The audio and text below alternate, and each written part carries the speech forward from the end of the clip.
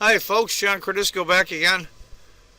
Game 3 of the World Chess Championship 2018. Interesting game. Remember from round 1, Magnus really had Fabiano Caruana. And he let him off the hook and they drew. Round 2, they bailed it out for a little while, but ended up being a draw again. So right now the score is 1-1. This is game 3. It's going to be interesting. It's almost a repeat in a weird way of game 1 with a couple little twists.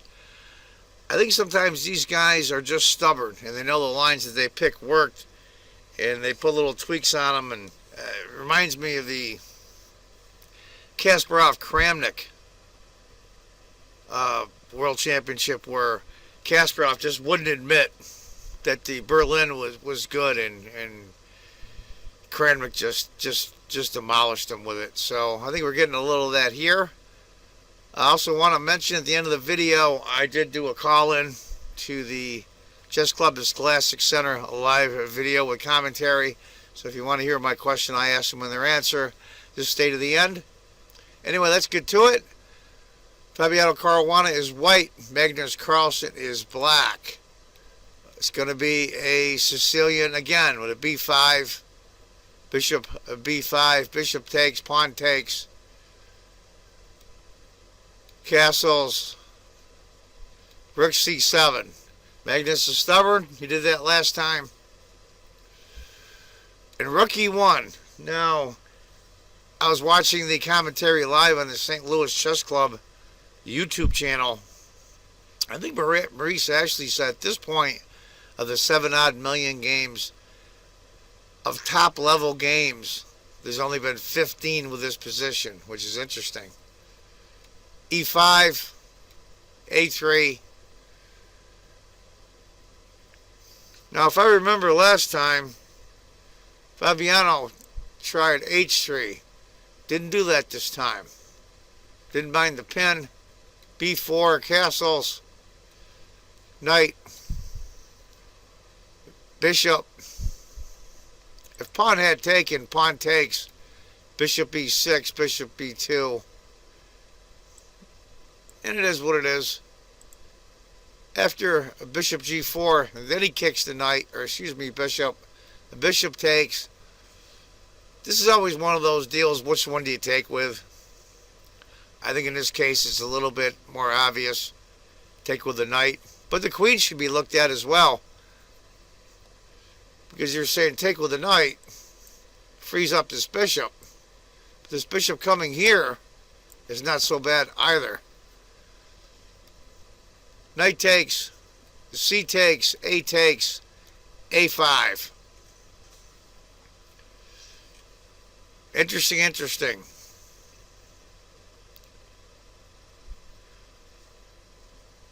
Pawn takes, rook takes.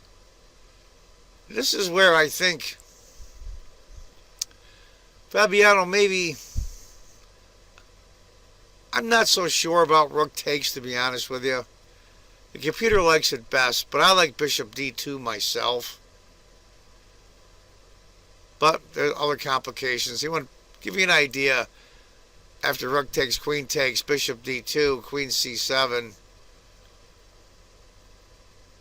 White can go queen to a1 and pretty much own that file. But after bishop d2, the rook comes back. Queen goes here, knight d7. This isn't petering out, but we look at the position. Let's look at the pawns. We'll start with that. This is backward. This is backward. But white's backward pawn is really okay. It's not a target. There's no open file on it. Computer kind of bears this out. About a half pawn advantage for white. I just like white. Looks like it's easier to play. Queen goes to b4. The other rook. Bishop c3. Get that bishop on that good diagonal. It's fairly even. Small advantage for white. b5. Now, Computer like that move. Very computer-like. I don't know if a person of my level, about 1600 USCF, would have a backward C-pawn for black, but that is the correct move. Rook takes, rook takes, rook A1. I didn't really care for that, to be honest with you. I think that Fabiano should have kept at least one rook on the board. And the computer kind of bears this out. It likes G3, believe it or not. And white queen to E7. And queen to B2. I think if he wanted any attacking chances at all, or maybe at this point we're on move 19, Fabiano just said, you know what? Did our best again, same position from game one. I'm a lot better off than I was. I almost lost that game. Let's just draw it.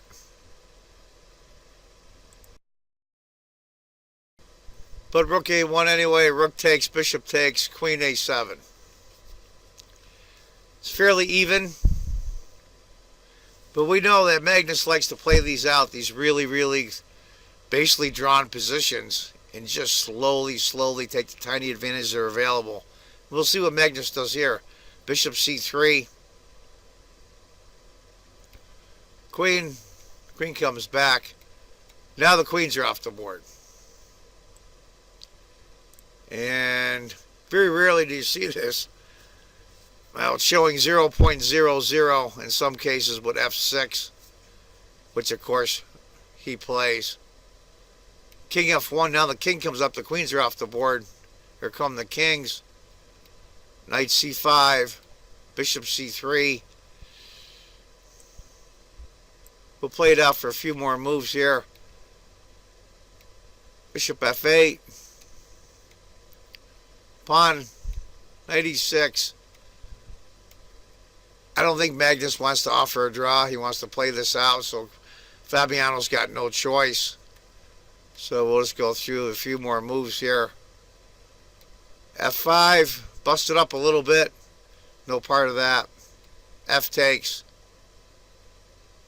Pawn takes, C4. Knight D2. Knight. He's got to take it. He really doesn't want this knight stuck here.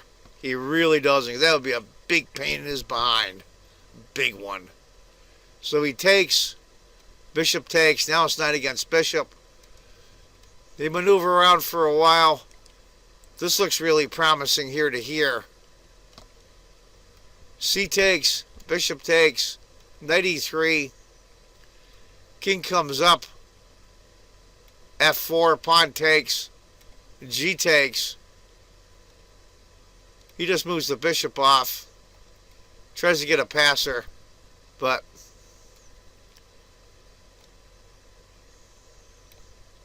it will just go through, and that's the end of that. If you notice, even if black gets both of these white pawns, it's the wrong colored bishop.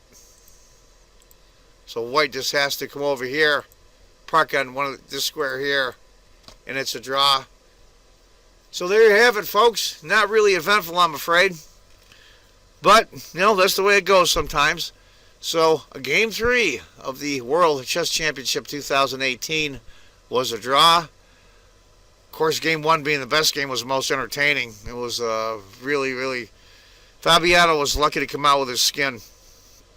So it's 1.5. Tomorrow is Game 4. Those of you that want to see the call-in question I had to the chess club in St. Louis, just watch the rest of the video. And as I always say, if you think chess is just a game, you're not playing it right. Take care, folks. Bye-bye. But we have a call. Yes, welcome to the show from New York. Hi, guys. John Cordisco, upstate New York. How you doing? Hey. It's all good. Jen, I want to ask you, how's your boy doing? He's a real cutie. Oh, thank you. Little Fabian is doing fantastically, dare I say, fabulously. Fabulous. Yeah, he's a wicked cutie. Anyway, I wanted to ask, I've been calling the local AM station. I know some of the guys there, and I've been updating them on the games because they know me when I used to be a city councilman, so I'm keeping keeping locally track of the World Championship, but what do you guys think of the media coverage in the mainstream media? I know you get a lot of coverage online, but what do you think of the mainstream media? The only thing that I saw that was really worth anything was when Woody Harrelson knocked over Magnus King, which I thought was pretty funny. But I was just wondering if you guys seen anything, and how do you think the coverage is worldwide in the United States? Thank you. I actually, you take your first crack there. obviously, I always want more. I would like to see it on the. That's what I wanted to say. I'd always want more, but I saw a lot of great mainstream I articles. saw a lot of good ones. New York Times, Sports Illustrated, which also includes a video feature, which is behind the paywall, but there's a great article and a preview, and you can sign up for a free account. There was also Time Magazine. There was Deadspin, there was Slate, there was Guardian, The Times in London, and of course the Soledad O'Brien piece, the Real Sports with Brian Goombal. Right. And coming up, we teased earlier in the show, Maurice is going to be on one of my favorite shows, the Trevor Noah Show, Right. The Daily Show. Right. So I think there's been a lot, more than I've ever seen in terms of mainstream press. That said, do I wish it was more? Of course. Heck yeah. Of course. Well, I was really downcast about 2016, New York City, Sergey versus Sergey versus Magnus in 2016 in New York City. You know, one of our media capitals, certainly. I had really, really hoped for more coverage. So I think already in the first 3 games of this match, the coverage is eclipsed what took place in 2016. So I'm happy about it from that point of view. That makes sense. Yeah, American because Challenger. American Challenger. So I'm happy from that sense, but I would really like to see it all snowball. And who knows, maybe Maurice will start a bonfire and it will really become the hoped-for event of the chess year. Maurice. Only hope. We can Yes. only hope, but let's not overplay our hands on that one. Right. It is just an interview after all, so we'll go and I'll have a little bit of fun with I'm Trevor. putting the pressure on you, dude. Yeah, I'm not accepting that one. It's gonna be fun though. I really like Trevor for sure. Trevor Noah is a really fun guy. I love him too. I read his book Born a Crime. If you need a really good book to